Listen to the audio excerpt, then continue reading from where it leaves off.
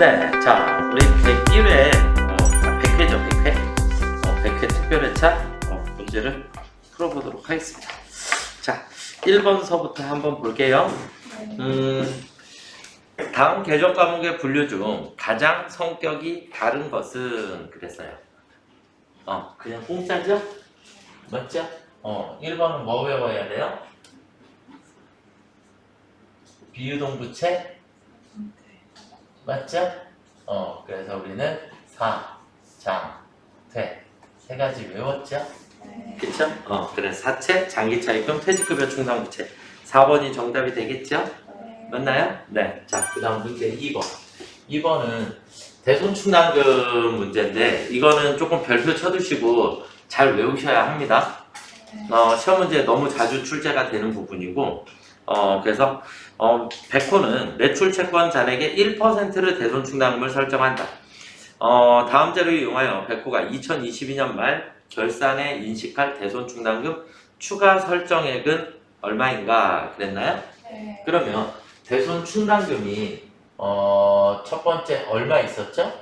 100만 원. 100만 원이 있었어요. 그쵸?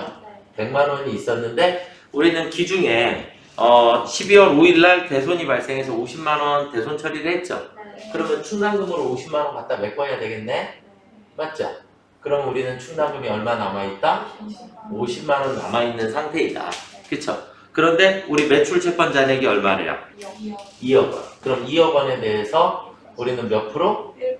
1%. 1%. 그러면 200만 원을 대손 충당금을 설정해야 된다는 얘기죠. 네. 우리 충당금 50만 원이 있었으니까 200만 원이 되려면 150만 원의 추가 설정이 필요하겠죠? 네. 이해되시죠? 네, 그래서 2번이 정답. 다음 중 유형자산의 감가상각에 대한 설명으로 옳지 않은 것은 감가상각은 자산의 사용 가능한 시점부터 시작하는 겁니다. 네, 정률법은 상각률이 정해져 있으므로 매기 상각액은 동일하다? 이건 정액법이죠, 그쵸? 맞나요? 정액법은 우리가 기본적으로 정률법하고 그 다음에 이중체감법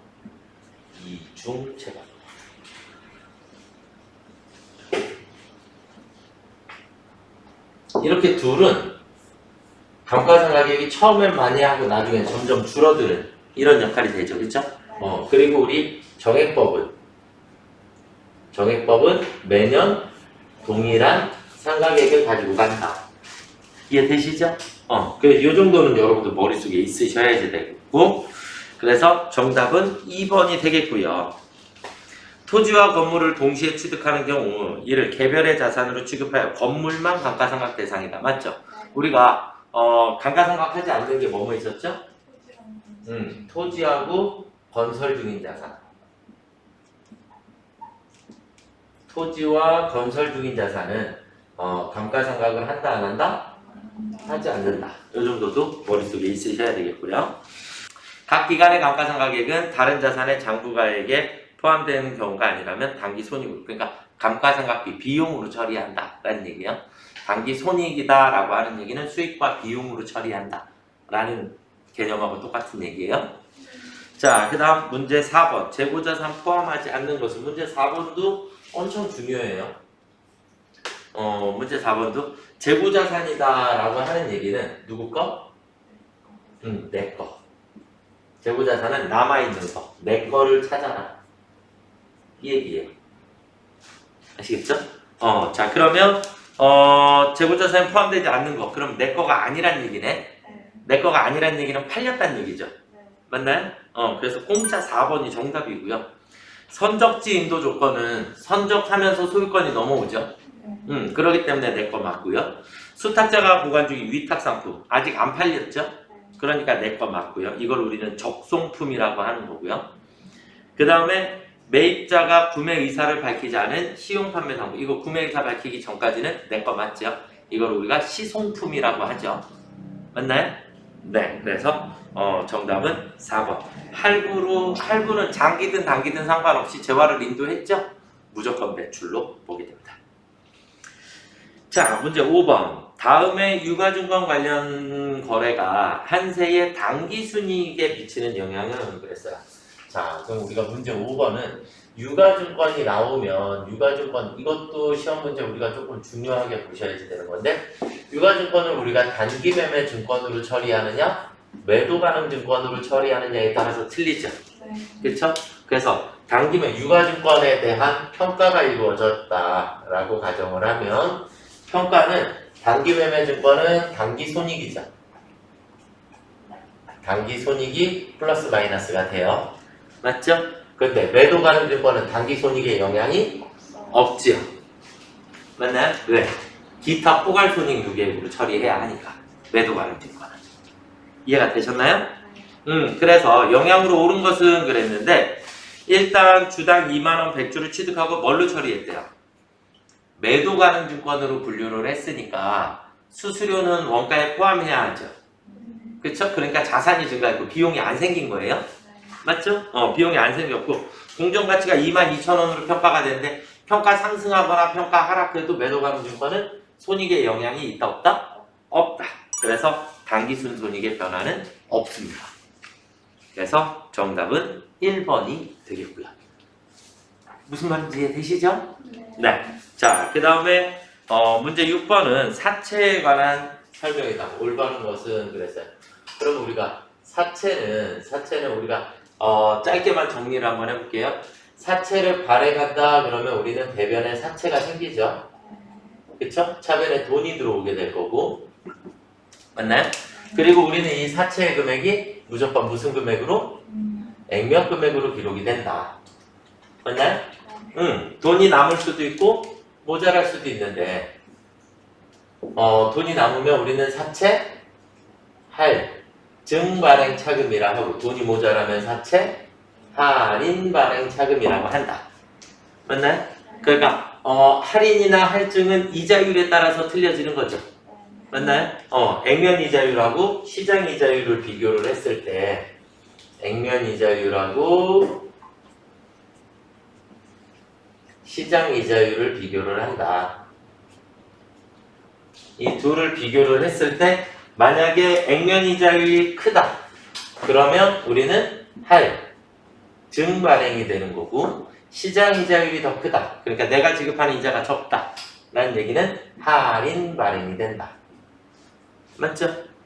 그리고 할인 발행했을 경우 우리가 이자 지급을 하게 되면 우리는 대변에 나가는 돈은 항상 똑같아요. 액면 이자율로 나가니까. 맞죠?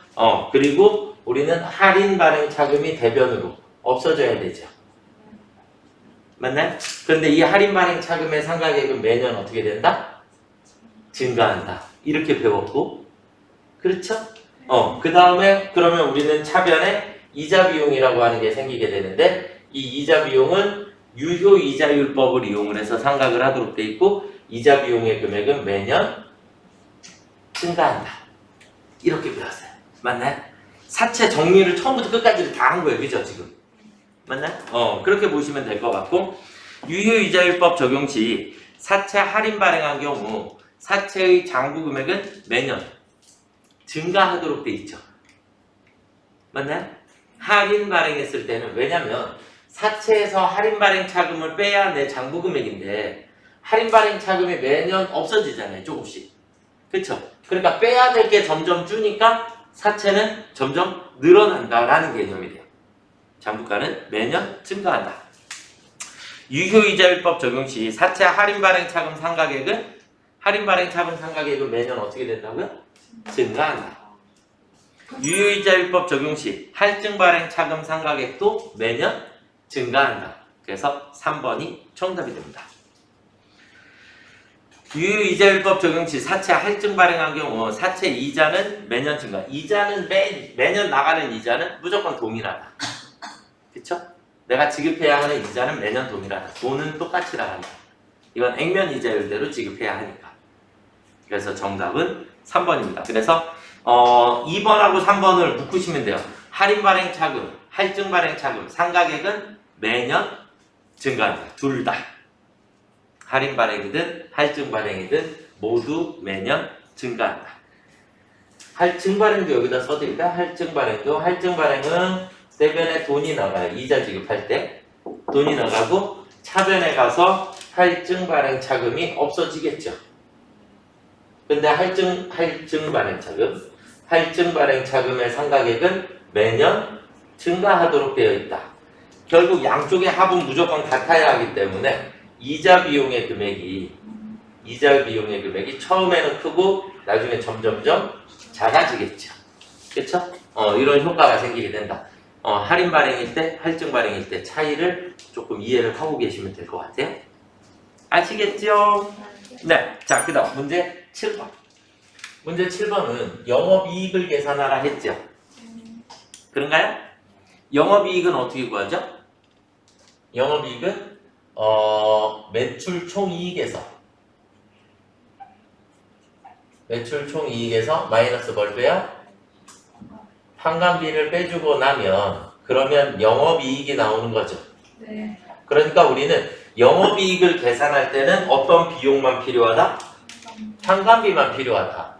결국 영업의 비용을 빨리 지우시면 돼요. 영업의 비용을. 그러니까 이자 비용 지우시고 기부금 지워야죠. 이해가 되셨나요?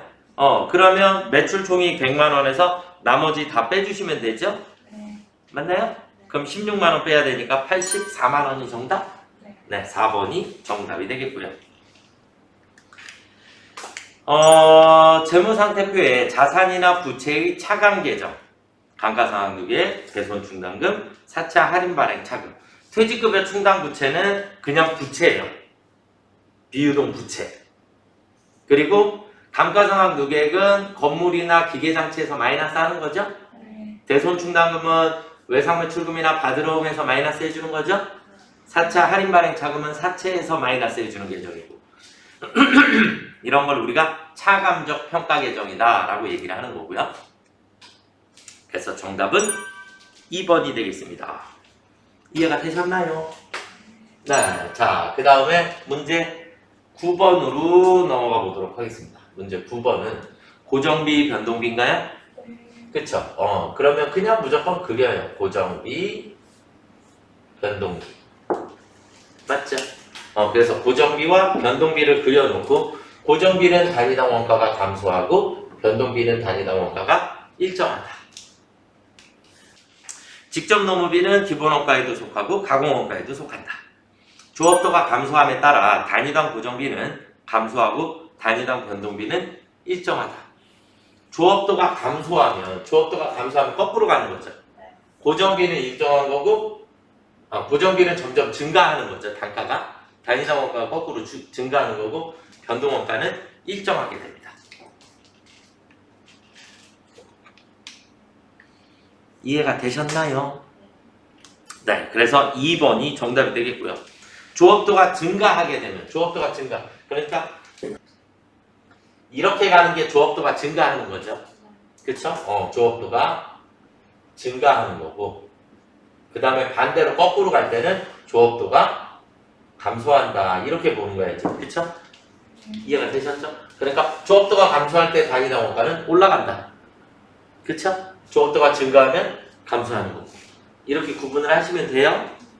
네, 그래서 정답은 2번이 되겠고요. 자, 문제 10번. 다음 중 단기 총제조원가에 대한 설명으로 옳지 않은 것은 직접 재료비, 직접 노무비, 제조 간접비로 구성된다. 맞죠? 네. 단기에 제조 과정에 투입된 원재료를 직접 재료 원가라고 한다.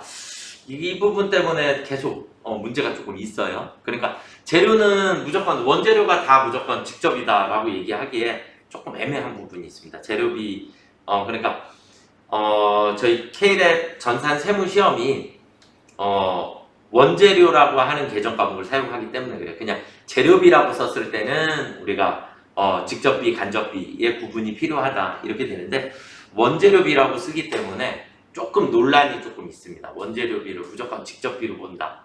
근데 우리는 원래 재료비는 직접 재료비도 있고 간접 재료비도 있더라. 이렇게가 됩니다.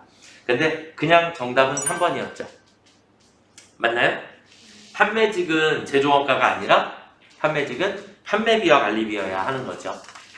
이해되시나요? 네. 자, 그리고 그 다음으로 넘어가 보도록 하겠습니다. 자, 11번인데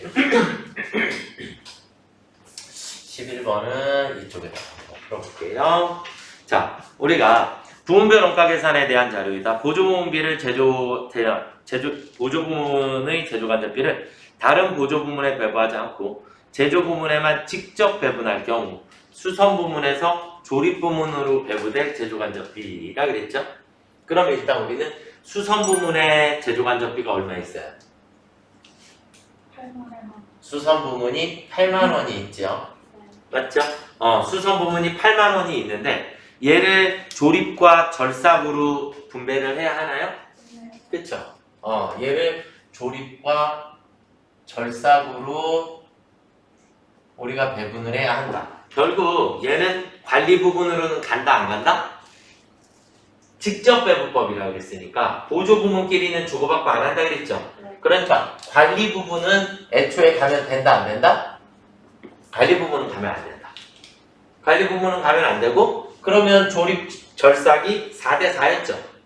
맞나요? 네. 4대 4는 5대 5죠? 네. 맞습니까? 그러니까 결국 얼마씩? 4만원씩 배분이 이루어지면 되겠죠. 이해가 되셨나요? 지금 문제에서 물어본 거는 수선부문에서 조립부문으로 배분될 거. 수선부문비 8만원이 조립부문으로만 가야 되는 금액을 물어본 거니까 관리부문으로는 가지 않는다. 그쵸? 그래서 4대 4로 나누어줘야지 되는 거니까 4만원이 되겠죠. 이해가 되셨습니까요? 네. 12번 종합원가 계산에 대한 설명으로 옳지 않은 것은 제조원가는 각 작업별로 집계되며 그 작업에서 생산된 제품 단위의 원가를 배분한다. 이거는 개별원가 계산이에요. 각 작업별로 계산하는 거. 그래서 우리가 12번은 개별원가 계산이 있고 우리가 종합원가 계산이 있는데 개별원가 계산은 예를 들어서 주문을 A 제품, B 제품, C 제품 이렇게 주문을 받았다. 그러면 우리가 재료비, 노무비, 제조 간접비가 있는데 재료비랑 노무비는 누가 얼마 썼는지 알 수 있으니까 얼마 제조 간접비를 나중에 배분이라는 걸 해야 한다. 이렇게 개념이에요. 그러니까 이걸 각 작업별로 집계를 하는 거죠. 각 제품별로. 이해가 되셨나요? 종합원가는 똑같은 물건을 계속 대량 생산하는 거잖아요. 맞죠? 그러니까 전체 금액을 그냥 전체 수량으로만 나눠주시면 됩니다. 그래서 우리 문제상에서 자주 등장하는 건 종합원가 계산은 각 공정별로 집계를 하게 됩니다. 각 공정별로 원가를 집계를 하고 첫 번째 공정에서 돈이 얼마 들어갔습니다. 두 번째 공정에서 돈이 얼마 들어갔습니다. 하나의 물건이 흘러가는 거기 때문에 이렇게 보시면 됩니다. 그래서 정답은 1번이 되겠고요. 단일 종류의 제품을 연속 대량 생산하는 업종에 적합한 원가 계산 방법. 각 제조 공정에 대한 제조 원가 보고서가 종합 원가 계산의 기초가 된다.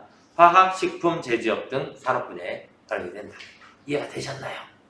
네. 자, 그 다음은 13번으로 넘어가 보도록 하겠습니다.